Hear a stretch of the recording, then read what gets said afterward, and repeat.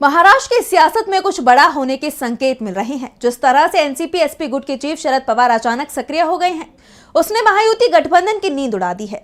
देवेंद्र फडणवीस भी शरद पवार की तारीफ करते दिखाई दे रहे हैं। उनका बयान सामने आया है जिसमें वो शरद पवार को राजनीति का चाणक्य बता रहे हैं।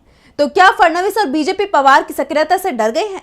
तो कैसे महाराष्ट्र की सियासत में आता दिख रहा है बदलाव? देखिए इस रिपोर्ट में। शरद पवार ने बीते दिनों पार्टी कार्यकर्ताओं की बैठक ली और इसमें आरएसएस की तारीफ की। शरद पवार ने कहा कि राष्ट्रीय स्वयंसेवक संघ के पास प्रतिबद्ध कार्यकर्ता हैं जो हिंदुत्व संगठन की विचारधारा के प्रति अटूट निष्ठा दिखाते हैं और किसी भी कीमत पर अपने मार्ग से विचलित नहीं होते।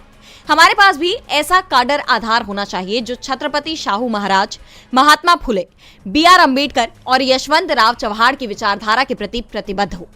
पवार ने संघ के काम करने के तरीके की तो तारीफ की, लेकिन उसकी विचारधारा पर हमला भी किया और कहा कि काडर ऐसा होना चाहिए जो दलित, वंचित और शोषितों के हक की आवाज उठाए।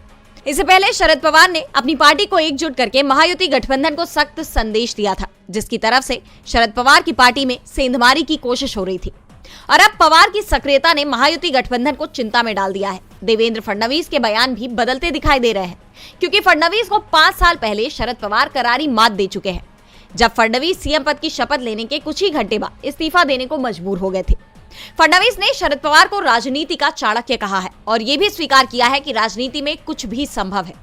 दरअसल ये खबरें भी आ रही है कि अजित पवार और शरद गुट एक हो सकते हैं और अगर ऐसा होता है तो अजित पवार एनडीए छोड़ सकते हैं और इसे लेकर बीजेपी के अंदर खलबली मची हुई है।